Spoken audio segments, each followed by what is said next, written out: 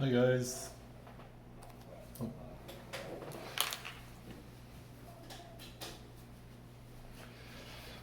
So, in the last video we proved that less than was a transitive relation on the natural numbers. Now we need to show that less than is asymmetric. Then we need to show that all the natural numbers are comparable. Okay? Basically, after we show that less than is asymmetric, we'll show this property. Well, we have to prove that if you take any two natural numbers n and m, either n is less than m is less than n, or n equals m. Okay. First we have to show that less than is asymmetric. So we start off with this proposition. For all natural numbers n is not less than n. Proof.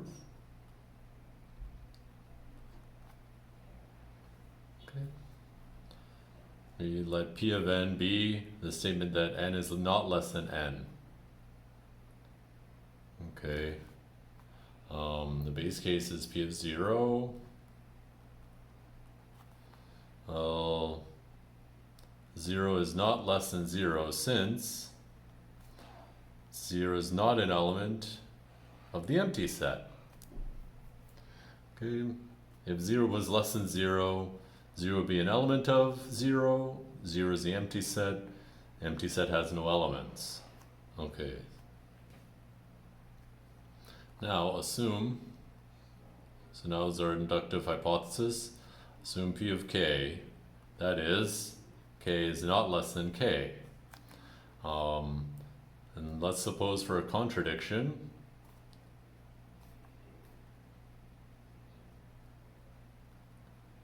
that k plus 1 is less than k plus 1. This would be the opposite of what we want. We want to show that this is not true. Okay. Then what do we know? Well, either k plus 1 equals k, or k plus 1 is less than k.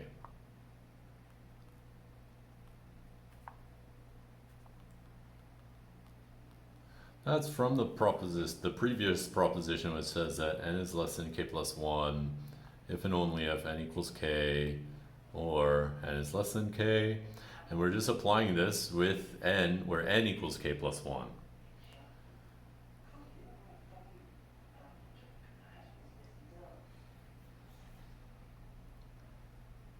Okay, so both of these are ridiculous, but we have to kind of investigate further to see why. So let's do the first case, that k plus 1 equals k. Now, if k plus 1 equals k, in this case, we also know that k is less than k plus 1, because just to do our work on the side, k is an element of the singleton of k, and so k is an element of k plus 1, which contains a singleton of k is a subset of k plus 1, right, because it's a union. That, okay. So k plus 1 equals k, so k is less than k. This is a contradiction.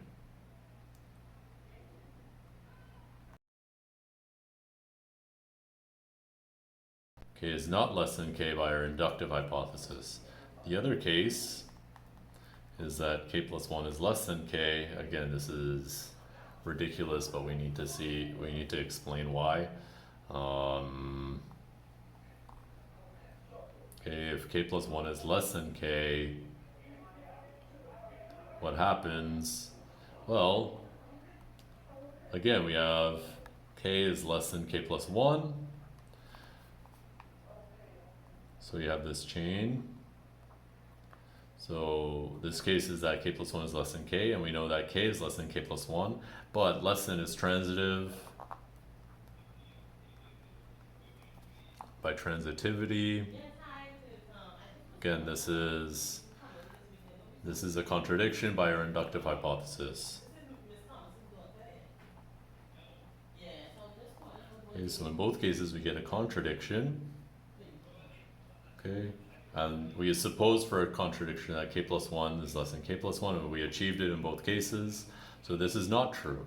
So therefore, k plus 1 is not less than k plus 1, because if it was, then k would be less than k, which is impossible. Okay, so by induction, n is not less than n for all n.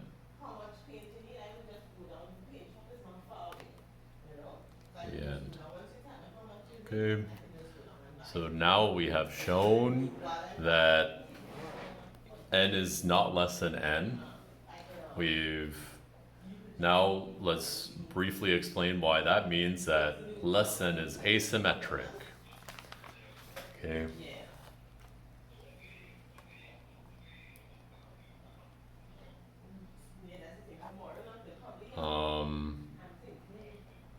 So what does that mean, asymmetric? It means for all n and m, if n is less than m, then m is not less than n. And let's prove it. Okay. Let n and m be given. Suppose n is less than m. And for a contradiction again,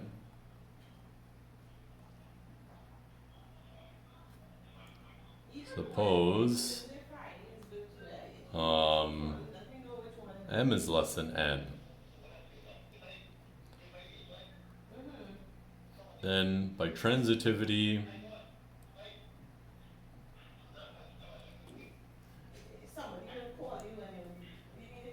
n is less than m is less than n, so n is less than n. That's a contradiction. So that establishes that if n is less than m, then m is not less than n. Okay, the end. Okay, and then in the final video of today, we'll show that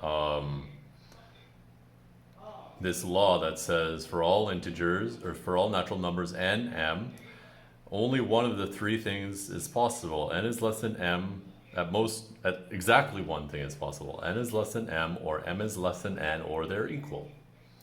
Okay. Thank you for watching.